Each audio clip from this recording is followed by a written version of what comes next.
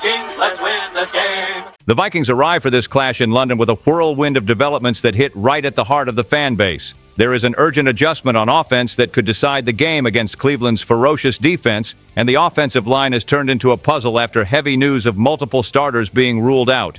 In the middle of all this, the head coach surprised everyone by laying out a bold plan to hold things together and even praised a rookie who could be thrown straight into the fire for his very first game. And to top it off, there's still a trade possibility circulating around a high-profile name that could completely change the course of the season. The atmosphere is one of tension and anticipation. And that last update, my friend, is one you're not going to want to miss. But before we dive into every detail of this breakdown, let me hit pause for just a second. Subscribe to the channel. It doesn't cost anything, it's free, and it powers this fan-driven conversation we live here every day. Hit the like button too, because that helps YouTube push this video out to more Vikings fans across the world. And of course, drop your comments, because this isn't just my space, it's everybody's who makes up the Vikings Nation. Let's ride together, because this conversation is only complete with you. Today's talk starts with the pressure Kevin O'Connell has to solve. Against the Browns, there's no playing around. The ball has to be out of Carson Wentz's hands in a flash, or the damage is going to be ugly.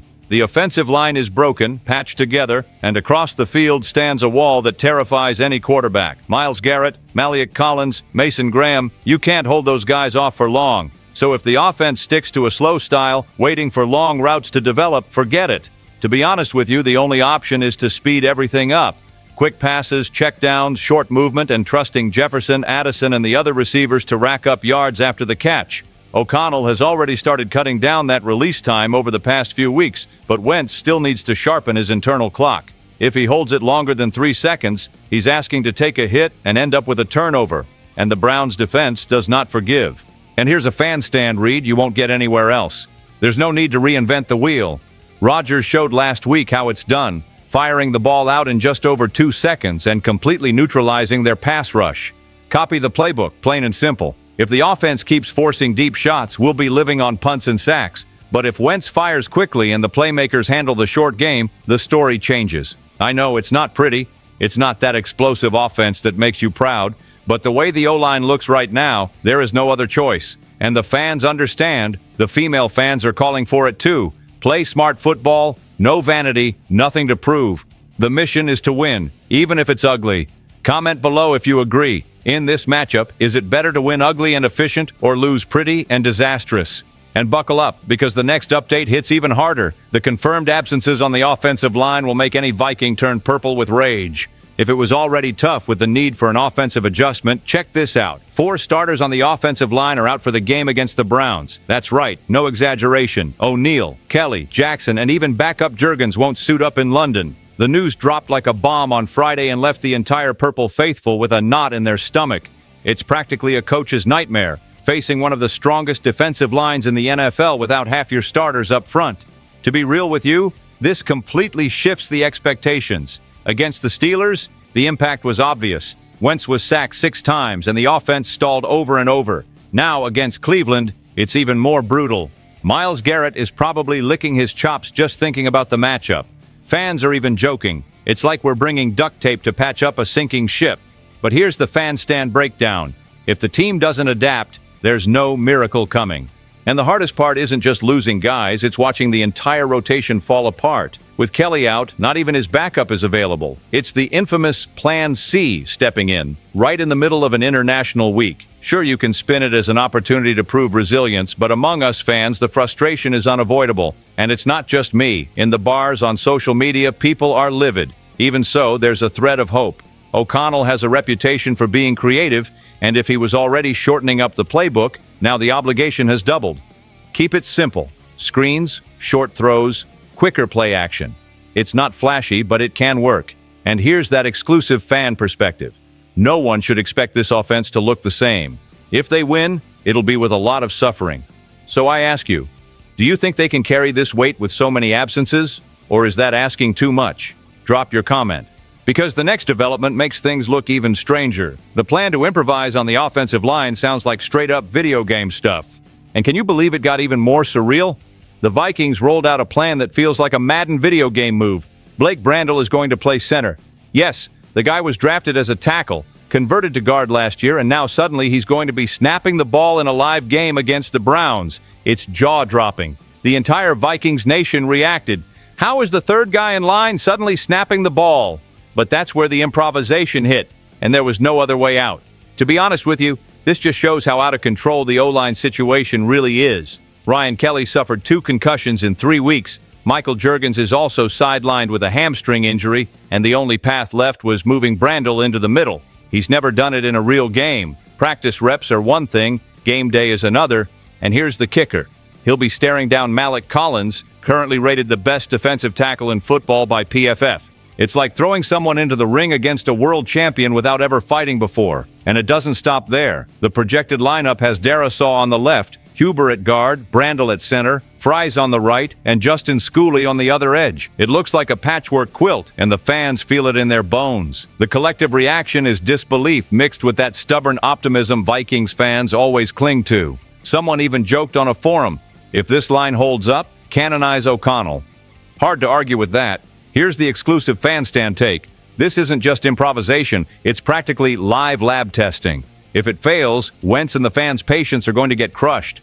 If it works, it's the kind of resilient story the Purple Faithful will tell for years. There is no middle ground with a gamble like this. I'll admit, I'm nervous just imagining a bad snap. But hey, here's the fun side. What if Brandel surprises us and becomes a key piece? Football has a way of producing those crazy turnarounds. So tell me, do you see this plan as desperation or genius? Because believe it or not, the next update isn't just about improvising. It's about a rookie who could become an unexpected hero this very Sunday. And in the middle of all this chaos, there's a story that brings a little spark of hope. Rookie Joe Huber, an undrafted free agent, will make his first NFL start right against the Browns. And this isn't just any debut. The kid has to hold his ground against one of the most feared fronts in the league. Kevin O'Connell spoke about him with glowing praise, highlighting his strength, balance, and athleticism.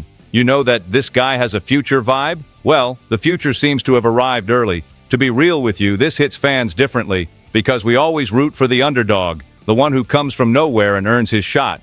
Huber was a walk-on in college, fought his way into a starting role, transferred to Wisconsin, played well enough to get draft buzz, but still went undrafted. Now suddenly he's got to face Myles Garrett, Malik Collins, and even rookie Mason Graham. That's like being thrown from nowhere straight into a nightmare debut. But here's the fan stand perspective. The team truly believes in him. This isn't empty talk. He already proved his strength in preseason, earned a sky-high PFF grade, and the coaching staff was blown away by his maturity. Of course, he'll make mistakes. He'll take hits, maybe even look overwhelmed at times. But what's buzzing through the Purple Faithful is that he won't back down. And when fans feel that kind of confidence in the air, the energy shifts. Personally, I'm torn. On one hand, pumped to see a new story unfold. On the other, worried about burning him too early. Because let's be honest, facing the Browns' defensive line in your first start is cruel. But if he holds up, he becomes the symbol of this team's resilience in 2025. And let's not forget, the female fans are fired up too, because this kind of underdog storyline resonates with everybody. So tell me, do you think Huber can surprise us, or is he going to struggle too much in his debut?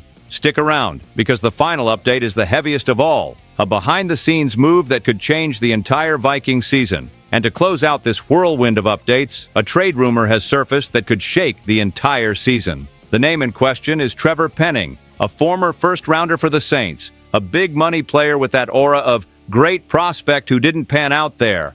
And now, he's being floated as a potential Vikings target to reinforce the offensive line. And fans, this talk has already set the base on fire. To be honest with you, it makes sense. The O-line is collapsing, 3 starters are sidelined, backups are out of position, and the team needs bodies. Penning brings versatility, has played tackle, shifted to guard, has massive size and valuable experience. It didn't work in New Orleans? Fine. But sometimes a change of scenery is all it takes. And let's be real. When you're desperate, even a second chance is worth it. The fan reaction is split. Some in the Purple Faithful are pumped about bringing in a pedigree player at a bargain price, with the asking cost being just a late draft pick. Others are skeptical, pointing out that if a team is willing to shop an offensive lineman, it usually means things didn't work out. And that raises the big question, is it worth the gamble?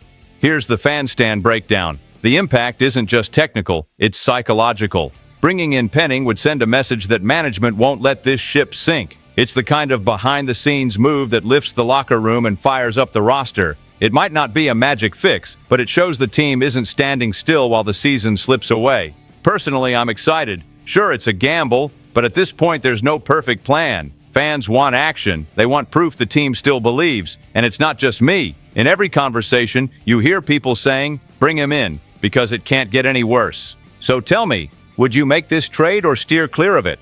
Stick around, because the conclusion ties all of this together and reveals what's really at stake for the Vikings' immediate future.